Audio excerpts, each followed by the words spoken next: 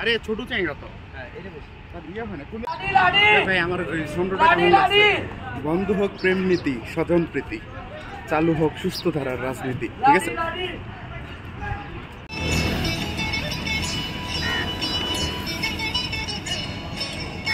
এই যে চন্দ্রিমা উদ্যানে আসলেন, সে একটি সকালবেলা, শীতের সকাল, কুয়াশা ঘেরা সকাল, এই সকালবেলায় চন্দ্রিমা উদ্যানে এসে আপনার কেমন লাগছে? আপনার অনুভূতিটা কি একটু জানতে চাইবো। আসলে অনুভূতিটা অনেক অনেক ভালো, অনেক ভালো। এবং শীতের সকাল যেহেতু, কুয়াশা এবং কুয়াশাচ্ছন্ন সড়ক, এই দৃশ্যটা আসলে ঢাকা শহরে সচরাচর দেখা যায় না। সেই জায়গা থেকে এটি একটি ফাঁকা রাস্তা এবং বিশাল বড় একটা জায়গা। তো এখানে এসে শীতের যে সকালটা, গ্রামের যে দৃশ্যগুলো আমরা দেখতে পাই, সেই রকম একটা অনুভূতি আসলে পেয়েছি সকালবেলা। এবং এই জিয়া উদ্যানে বেশ কয়েকবার আগেও এসেছি, কিন্তু এবারের যে অনুভূতিটা একটু বলা চলে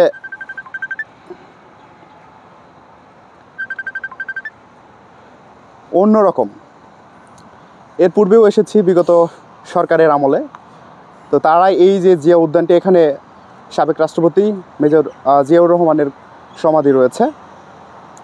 এবং সেই জায়গা থেকে এই যে উদ্যানটি, এটি জিয়া উদ্যান নামেই মূলত পরিচিত হয়ে আসছিল। এবং বিগত বছরগুলোতে যে কয়েকবার এই আওয়ামী লীগ ফ্যাসিস্ট সরকার ক্ষমতায় এসেছে, তারা যে কয়েকবার ক্ষমতা এসেছে তখনই এই উদ্যানের নামটি আসলে পরিবর্তন করে বারংবার চন্দ্রিমা উদ্যান করার চেষ্টা করেছে এবং করেছে। বিগত টানা 16 বছর ধরে এটি চন্দ্রিমা উদ্যান নামেই পরিচিত ছিল।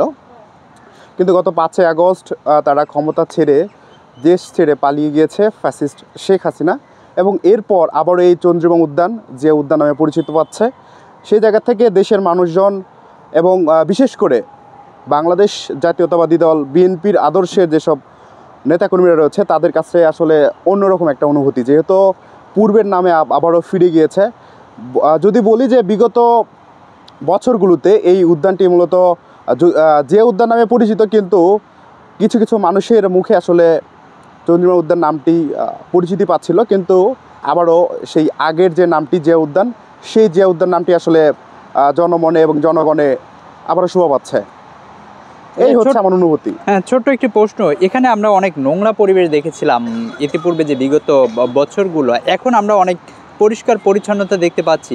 উনি যেহেতু রাষ্ট্রপ্রধান ছিলেন, এক সময় রাষ্ট্রের প্রধান ছিলেন উনি, রাষ্ট্রনায়ক বলা হয় তাকে, আসলে তার সমাধিস্থল এখানের পরিবেশটা আসলে সরকার পরিবর্তন হলে পরিবেশও পরিবর্তন হবে, এই বিষয়টি আপনার কাছে কেমন লাগে?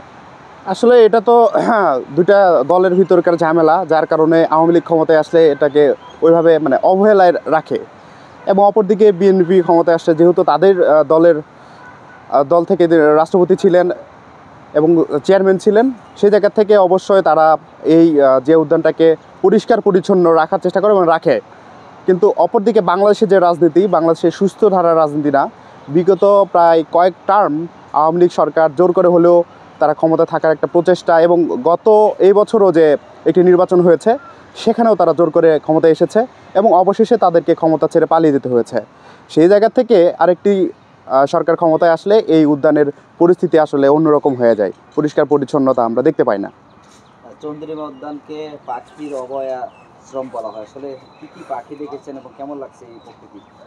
মাত্র ঢুকলাম, আসলে দু একটা করে পাখি দেখতেছি আর কি। আর কিছুটা রোদ উঠছে, আমি দেখতে পাচ্ছেন যে আমি একটু ঘামাচ্ছি আসলে।